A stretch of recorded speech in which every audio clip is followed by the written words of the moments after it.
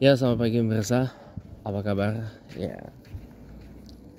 Hari ini Kamis 21 November 2024. Kita masih meneruskan sedikit yang tadi ya tentang politik identitas. Ya. Pertama, saya kembali lagi harus mengingatkan bahwa politik identitas sangat amat berbeda dengan identitas politik. Ya.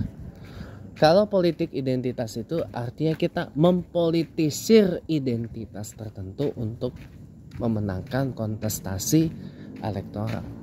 Contoh seperti mempolitisir Betawi dan Islam hanya untuk mendapat jabatan gubernur Jakarta. Ini saya nggak setuju. Tapi kan selama ini nggak merasa tuh ya terpolitisir kan, orang Betawinya dan orang Islamnya gitu. Nah, kalau Anda mau tanya seberapa Betawinya saya, oke, saya memang bukan orang asli Betawi. Ya.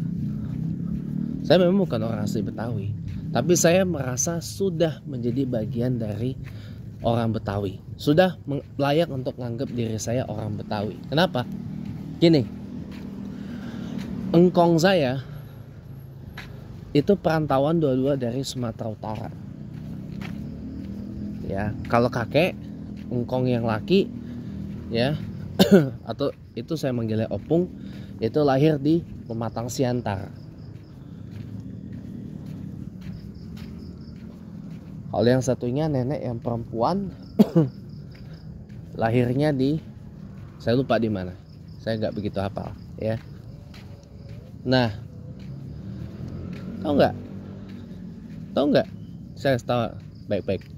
Tahu nggak? Nah, merantau dari Sumatera Utara dan lama bermukim di Mampang Perapatan, tepatnya di Tegal Parang, Kelurahan Tegal Parang. Makanya walaupun saya lahir di Kebonjeruk sini Jakarta Barat, saya lahir, nih saya kenalin diri saya. Saya ini lahir di Kebonjeruk.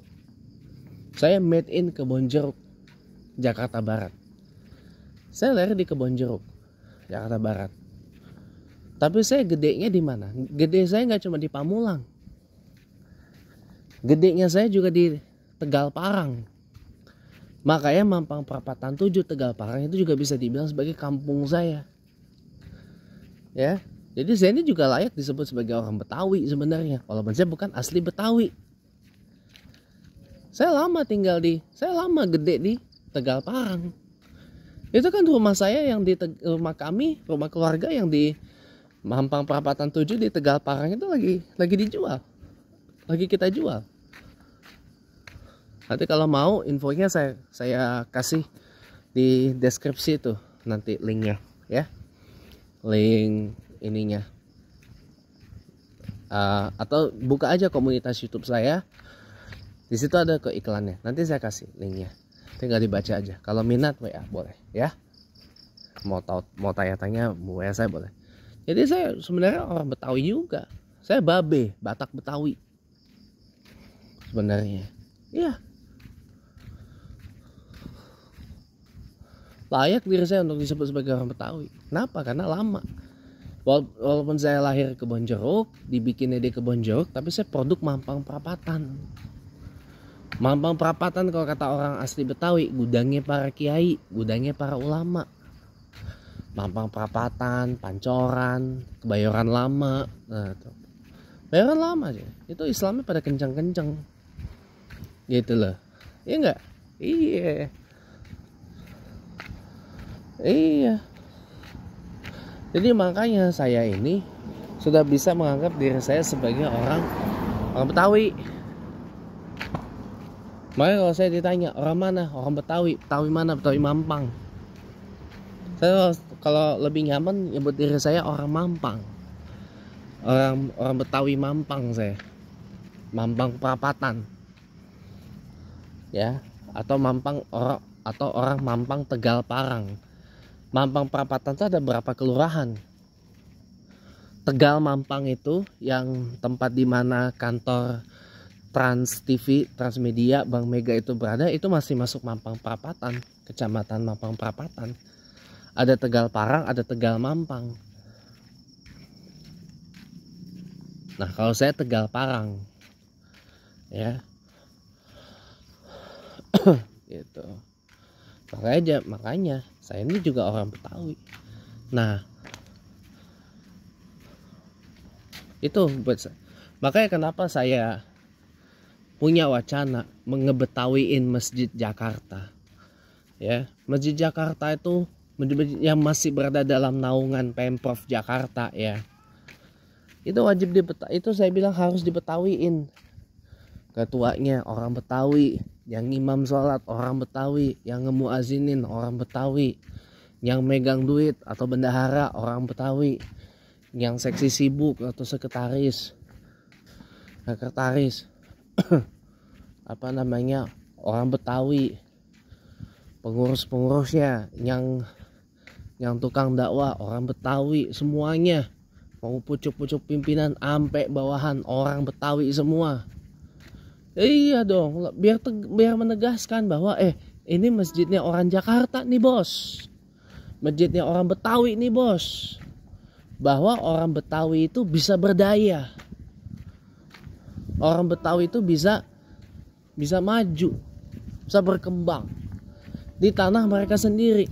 Orang Betawi itu kan sesuai dengan judul lagunya, yang lagu sidul itu, kerjaannya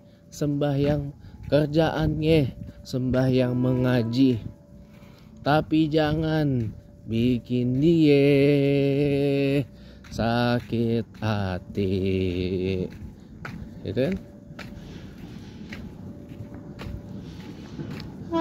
Terus apa, gigir bening sekali tuh orang bisa mati.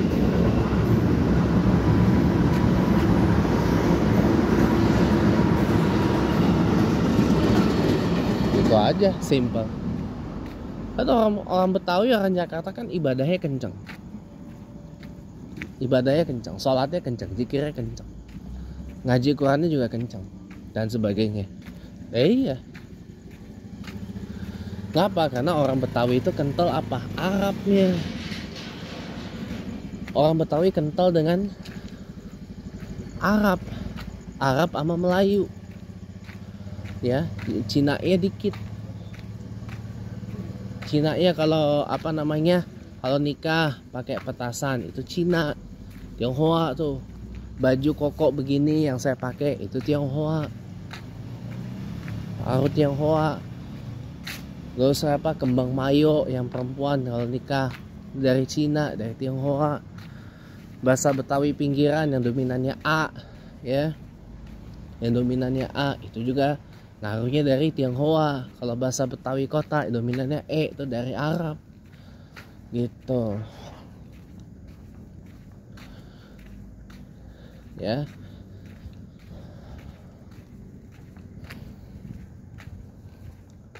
Jadi makanya jangan salah gitu. Ini tanah para Jawara bos. Orang Betawi ini tanahnya para Jawara bos. Makanya saya bilang yang bukan orang Betawi, yang bukan kudu nundukin kepala lu sama orang Betawi. Ya, jangan tinggi kepala, tinggiin hati lu sama orang Betawi di Jakarta. Ya, kenapa orang Betawi pada bawa golok kemana-mana? Iya tuh, orang Betawi kemana-mana bawa golok. Dan nggak percaya, silahkan aja buktiin ucapan saya kalau saya bohong.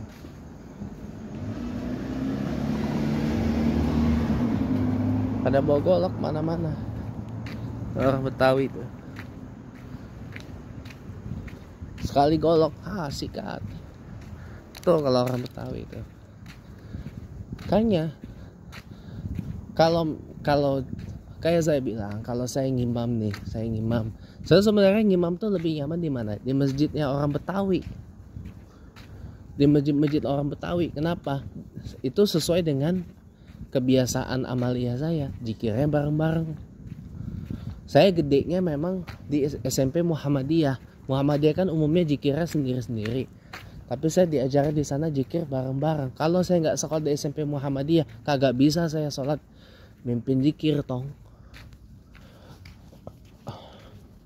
Iya, kagak bisa saya sholat mimpin zikir habis sholat. Kalau saya nggak sekolah di sekolah Muhammadiyah, walaupun Muhammadiyah ininya sendiri-sendiri zikirnya. Nggak iya.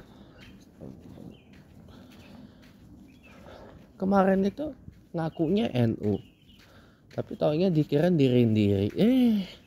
Lo, ini Jakarta bukan Jawa Timur, ini Jakarta bukan Surabaya. Kalau di Surabaya, di Jawa Timur, di tanah para bonek buto hijau nggak apa-apa dah, ada yang dikir masing-masing, silakan lah itu. Ini, tapi ini Jakarta bos. Jakarta tuh orangnya Macan Kemayoran, Jackmania, The Jack, ya, The Jack nih bos. Iyalah, The Jack itu jikir bareng-bareng. Jackmania jikirnya bareng-bareng, kagak sendiri-sendiri, bareng-bareng. Kelar bubaran sholat bareng-bareng, nggak sendiri-sendiri. Tuh Jackmania, itu The Jack.